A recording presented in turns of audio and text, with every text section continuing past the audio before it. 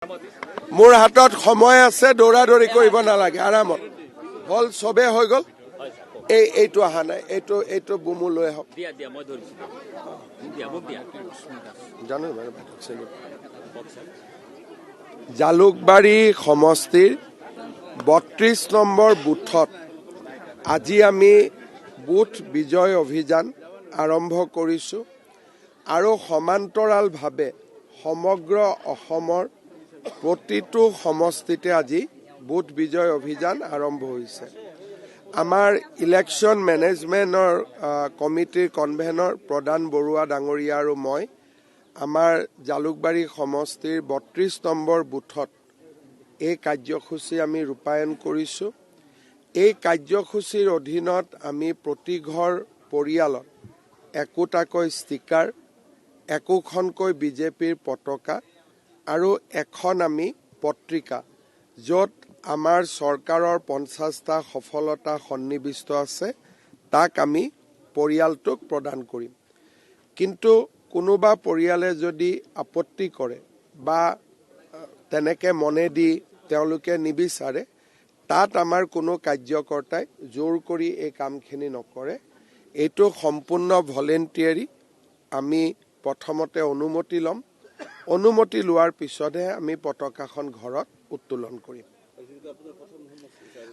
আজি এইবাৰ আপোনালোকে জানে যে আমাৰ জালুকবাৰী সমষ্টি এইবাৰ নতুনকৈ নিৰ্ধাৰণ হৈছে আৰু ময়ো এই নৱগঠিত জালুকবাৰী সমষ্টিত নিৰ্বাচন খেলিম বুলি মনেদি ভাবিছোঁ আৰু সেইকাৰণে মোৰ কাৰণে এক প্ৰকাৰ সৰুকৈ নিৰ্বাচনী প্ৰচাৰ এটাও হৈ যায় আৰু মই ভাবোঁ যে আহিবলগীয়া দিনবিলাকত আৰু এনেকে মানুহৰ মাজত সোমোৱাৰ সুযোগ পাম।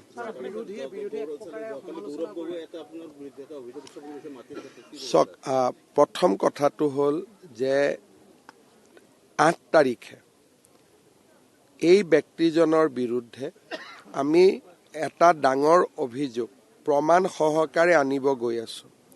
ইয়াৰ আগতে তেওঁলোকে ডেফিনেটলি চেষ্টা কৰিব যে মোক অলপ বদনাম কৰা, মোক অলপ অপমান কৰা, কিন্তু মই নিজে জানো যে মোৰ বিৰুদ্ধে এটা কথাও কোনেও প্ৰমাণ কৰিব নোৱাৰে, কাৰণ মই যিহেতু একো নকৰোৱেই।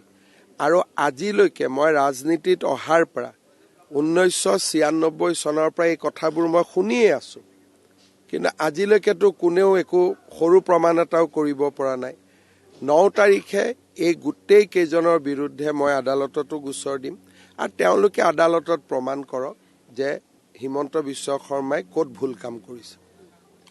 যদি 1.5 লাখ ল'ৰাক বিনা পইচাত চাকৰি দিয়াটো অপৰাধ হয়, 40 লাখ পৰিয়ালক অৰুণোদয় দিয়াটো অপৰাধ হয়, 32 লাখ মহিলাক যদি উদ্যমিতা দিয়াটো অভিযোগ হয়, অসমখনৰ ইমান ডাঙৰ বিকাশ 5 বছৰত সেইটো যদি অন্যায় হয়, তেতিয়াহ'লে মই ক'ব নোৱাৰোঁ।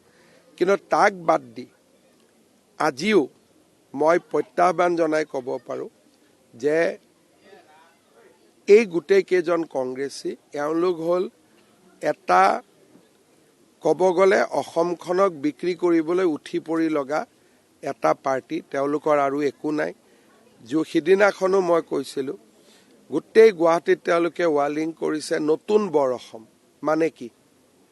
মানে মিয়াক লৈ পেলাই বৰ অসম হ'ব। এই কথাবোৰ আমাৰ মানুহে তেওঁলোকক দেখি আছে। তেওঁলোকে ভাবিছে যে মানুহে তেওঁলোকক দেখি থকা নাই, মানুহে তেওঁলোককো দেখি আছে। আজি কংগ্ৰেছ দলে উত্তৰ দিব লাগিব, গড় হত্যা মাৰি গড়ৰ খৰ্গবিলাক কাক বিক্ৰী কৰিছিলে, সেইবিলাক বন্ধ কৰাটো আজি মোৰ অপৰাধ হৈ গ'ল। গড় হত্যা বন্ধ কৰাটো মোৰ অপৰাধ হ'ল। 1,60,000 ল'ৰাক টকা নোখোৱাকৈ চাকৰি দিয়াটো অপৰাধ হ'ল। এইবিলাক হ'ল মোৰ অপৰাধ। আৰু তেওঁলোকে মিয়াক, স্বজন তোষণ, তেওঁলোকৰ যিমান এক প্ৰকাৰ ক'ব গ'লে 8 তাৰিখে মই ভাল কৰি দিম, তেওঁলোকৰ যিমান অপকৰ্ম, অসমৰ মানুহে তেওঁলোকক এইবাৰ ভাবিব নোৱাৰা ধৰণে শাস্তি দিব। চক অসমত 5 বছৰত কিমান পৰিৱৰ্তন হ'ল মই ক'ব নালাগে। আজি মানুহৰ ইমান উৎসাহ, মহিলাৰ মিটিং হয় 11 বজাত, মহিলাসকল আহি পায় ৰাতিপুৱা 4টা বজাত 5টা বজাত। এই পৰিৱেশটো আগত অসমত ক'ত আছিল?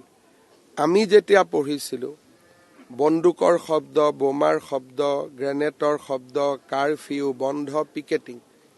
আৰু আজি অসমৰ এটা পৰিৱৰ্তিত পৰিৱেশ, মানুহৰ মনত যিটো উৎসাহ। গতিকে মই ভাবোঁ যে অসমৰ মানুহ ভাৰতীয় জনতা পাৰ্টিৰ লগত আছে। আৰু পুৰণা কথাবিলাক বাৰে বাৰে কৈ থাকিলে মানুহ অশান্তিও পাব আৰম্ভ হয়। স্যাৰ, কংগ্ৰেছে আজিৰ পৰা অসমৰ অন্য এক পৰিৱৰ্তন যাত্ৰা বুলি আৰম্ভণি কৰিছে আঁচনি। সেইটোকে তাৰমানে কংগ্ৰেছে কি পৰিৱৰ্তন বিচাৰিছে? প্ৰথম আমি গড় হত্যা বন্ধ কৰিলোঁ, তেওঁলোকে আকৌ আগলৈকে পৰিৱৰ্তন কৰিব খোজে যাতে গড় হত্যা আৰম্ভ হয়। আমি টকা নিদিয়াকৈ চাকৰিৰ ব্যৱস্থা কৰিলোঁ, এতিয়া এইটো তেওঁলোকে কি পৰিৱৰ্তন কৰিব? মানে টকা লৈ পেলাই চাকৰি দিয়া। পৰিৱৰ্তন কৰিবলগীয়াটো একো নাই। এতিয়া পৰিৱৰ্তন কৰিলে উল্টা পৰিৱৰ্তনহে কৰিব লাগিব।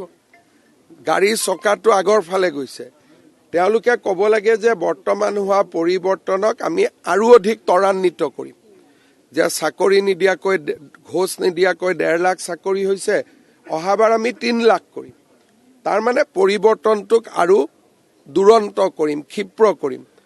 তেওঁলোকে কৈছে পৰিৱৰ্তন কৰিম, তাৰমানে টকা নিদিয়াকৈ দিয়া চাকৰিটো এতিয়া টকা দিয়ালৈ পৰিৱৰ্তন কৰিব। আৰু কি পৰিৱৰ্তন কৰিব তেওঁলোকে?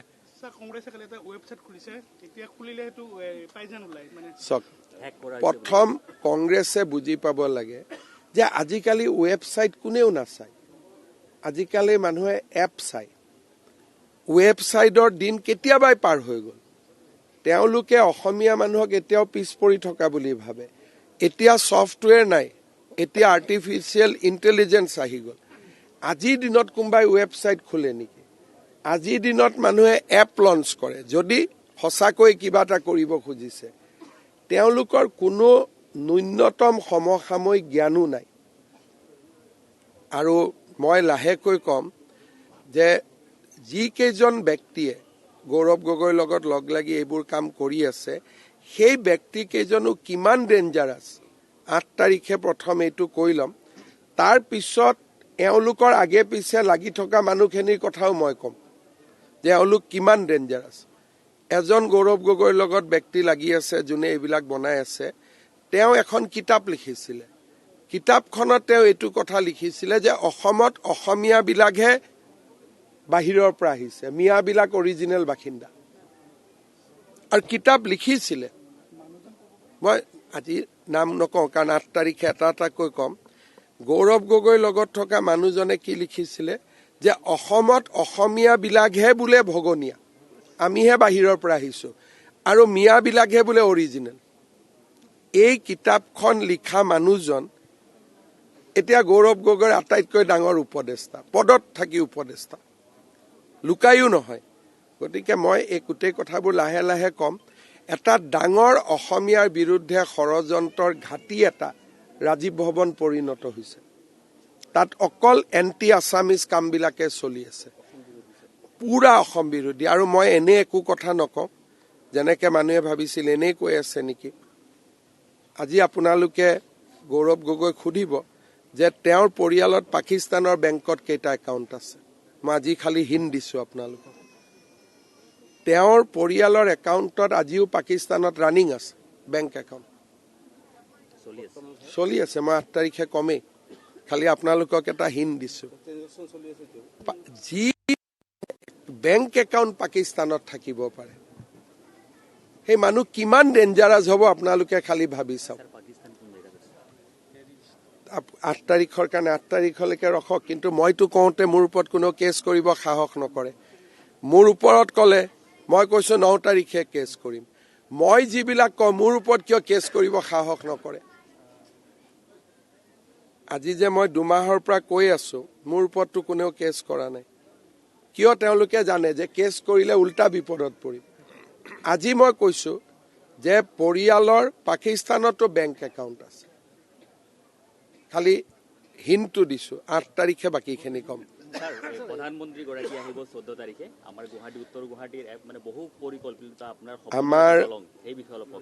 আমাৰ প্ৰধানমন্ত্ৰী ডাঙৰীয়াই কেইবাটা উদ্দেশ্যলৈ আহিব তেখেত প্ৰথম উত্তৰ গুৱাহাটীৰ মাজত কুমাৰ ভাস্কৰ বৰ্মা সেতু উদ্বোধন কৰিব দ্বিতীয়তে পলাশবাৰীত যি ইণ্ডিয়ান ইনষ্টিটিউট অফ মেনেজমেণ্ট হ'ব তাৰে যিটো ক্লাছ আৰম্ভ আমি বঙৰাৰ পৰা কৰিম প্ৰধানমন্ত্ৰী ডাঙৰীয়াই ইণ্ডিয়ান ইনষ্টিটিউট অফ মেনেজমেণ্ট IIMৰ শুভ আৰম্ভণি কৰিব আৰু তেখেতে গুৱাহাটী মহানগৰীৰ বাবে 100খন ইলেক্ট্ৰিক বাছ শুভ উদ্বোধন কৰিব আৰু গুৱাহাটীত NIC স্থাপন কৰা নেশ্যনেল ডেটা চেণ্টাৰ উদ্বোধন কৰিব